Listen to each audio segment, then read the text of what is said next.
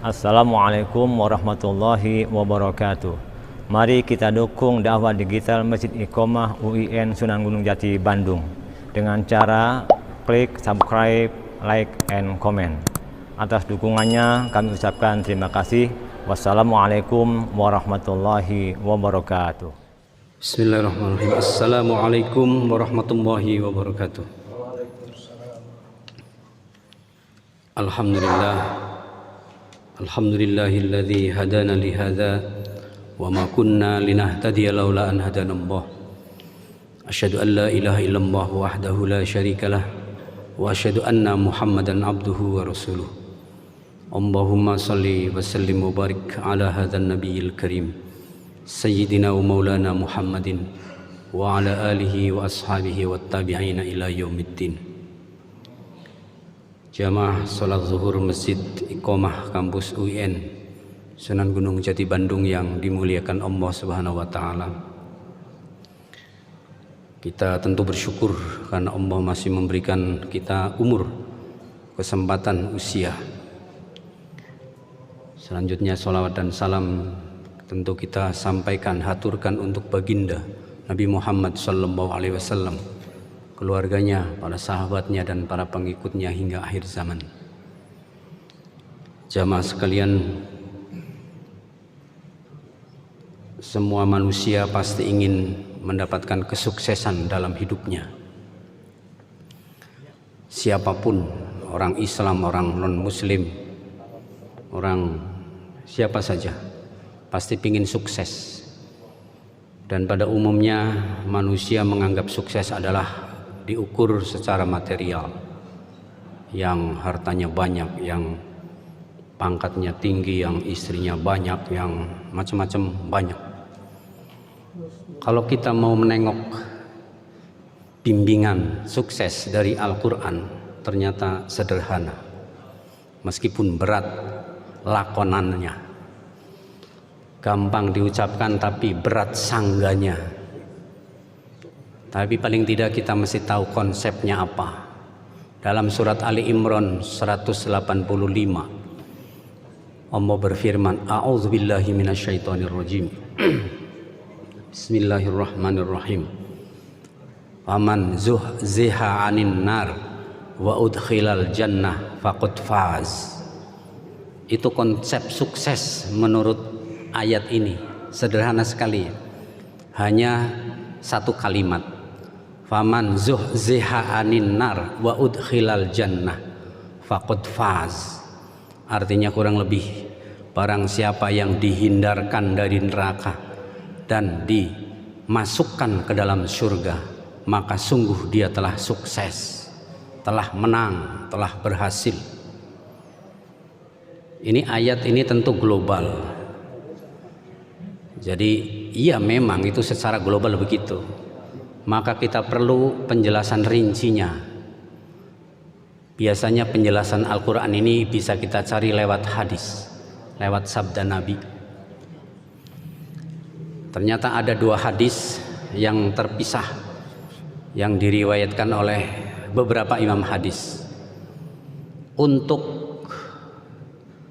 dimasukkan ke dalam surga, ada hadis yang kita insya Allah pernah mendengarnya. Hadis diriwayatkan oleh Imam Tirmidzi dan Imam Ibnu Hibban.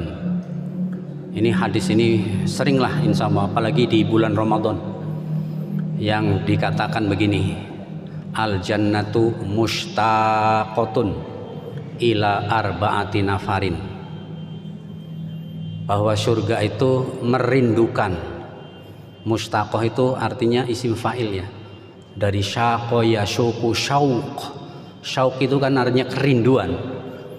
Kalau orang yang rindu diikutkan wazan ifta'ala, ikhtaro, ishtaqo, jadi mushtaqun, orang yang merindukan.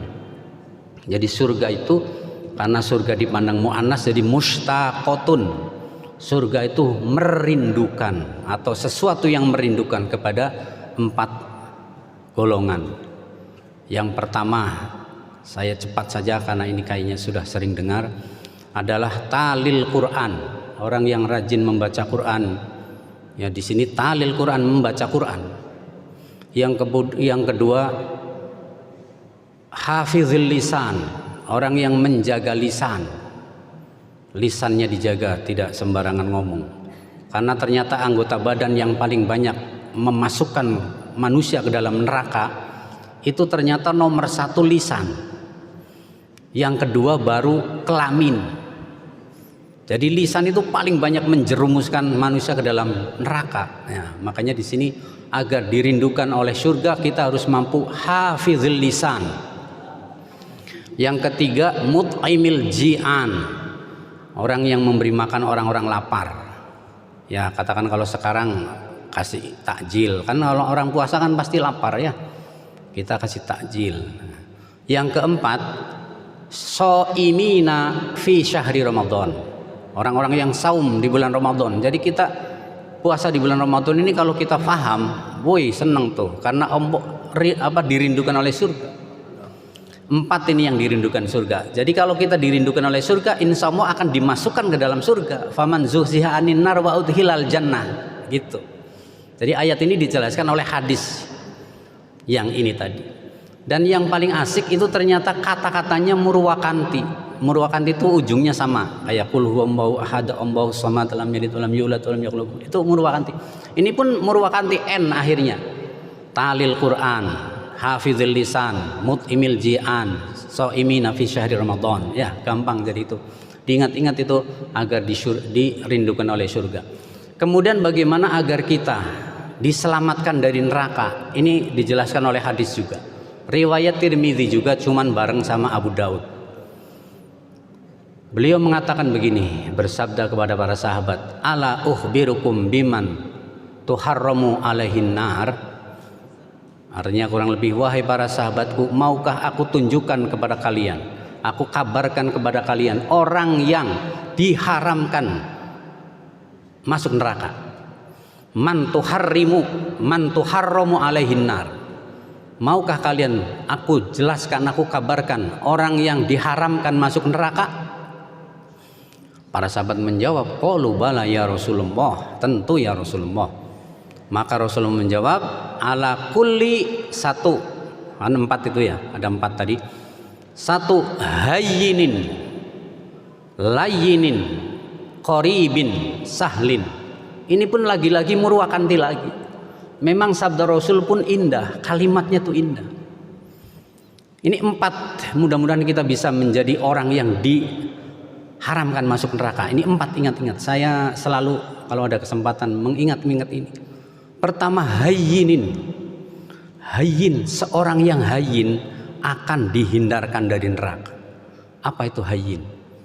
Mungkin kalau dijelaskan ke bahasa Indonesia, hayyin itu artinya orang yang berhati tenang. Hatinya tenang. Dalam keadaan apapun tenang. Tidak mudah emosionalan. Apalagi zaman sekarang banyak kabar-kabar yang kadang kita memicu emosi langsung. Buk, lagi tenang-tenang tiba-tiba ada kabar kelompoknya begini, wah langsung. Itu bukan hayyin itu. Orang hayyin itu orang yang katakan kita diuji secara mendadak apa gitu. Tenang dulu. Pikir secara logika yang cerdas, kemudian diterima gimana, pertimbangkan hati. Jangan langsung merespon spontan tanpa dipikir terlebih dahulu. Itu bukan orang hayyin kalau yang cepat merespon itu. Kita sering kan mendapatkan informasi apa-apa harus langsung merespon. Jadi apa istilahnya tuh, orangnya temperamental. Jangan orang temperamental itu bukan hayyin, tenang. Kemudian yang kedua layyinin. Layyin kita sering dengarkan ada hadis Al-Qur'an mengatakan fabima rahmatim minallahi lintalahum. Lintalahum itu satu akar kata dengan layyin. Layyin itu isim fa'il, kalau lintah fi'il mati. Jadi Nabi Muhammad sifatnya pun layyin ini. Apa? Lembut. Lembut kata, lembut tingkah laku, akhlak, perangai. Tidak kasar. Kan kadang saya ya suka kasar. Kalau pas lagi marah langsung, itu belum mencapai sifat layyin. Kita belajar menjadi orang yang layyin. Walaupun kadang kita berbicara dengan mahasiswa yang menyebalkan, kan kita sering mahasiswa tuh ngeyel aja, Nah, kita diuji di situ. Jangan lu mahasiswa lulus tidaknya di tangan gua, jangan begitu. Itu bukan layin. Harus dengan sopan. Ini saya pun masih belajarnya. Jadi sopan ucapan, tingkah laku, sikap, layin. Itulah akan diselamatkan dari neraka. Zuhsiha anin nari. Layin. Yang ketiga, qoribin. Orang yang qorib. Qorib kan artinya yang dekat. Maksudnya apa? Mudah dekat gitu. Mudah akrab. Kan ada orang yang tampilannya aja udah segen kita. Karena apa? Wajahnya bercucu jika tutut tuan caud. Harusnya kita wajahnya sumeh, sumringah, wajhin tolkin, wajah yang berseri-seri sehingga orang melihat kita itu tidak segan untuk menyapa. Assalamualaikum Pak. Coba kalau orangnya betutu begitu kan, wih takut. Kita berusaha untuk pasang wajah. Mungkin ada yang model wajah kita memang model wajah tutut. Tapi kalau kata orang ini sejelek-jelek orang, kalau senyum indah. Sebaliknya orang walaupun kasep, kalau betutut goreng patut. Apalagi udah goreng patut betutut. Goreng patut kuadrat kan begitu.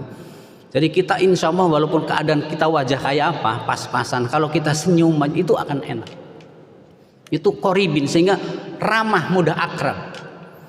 Yang terakhir adalah sahlin. Sahal, kita pernah dengarkan al-arabiyah sahlah. Bahasa Arab itu mudahan itu kan. Jadi sahal itu orang yang mudah. Mudah, tidak mempersulit orang. Kan ada istilah kalau bisa dipersulit kenapa dipermudah.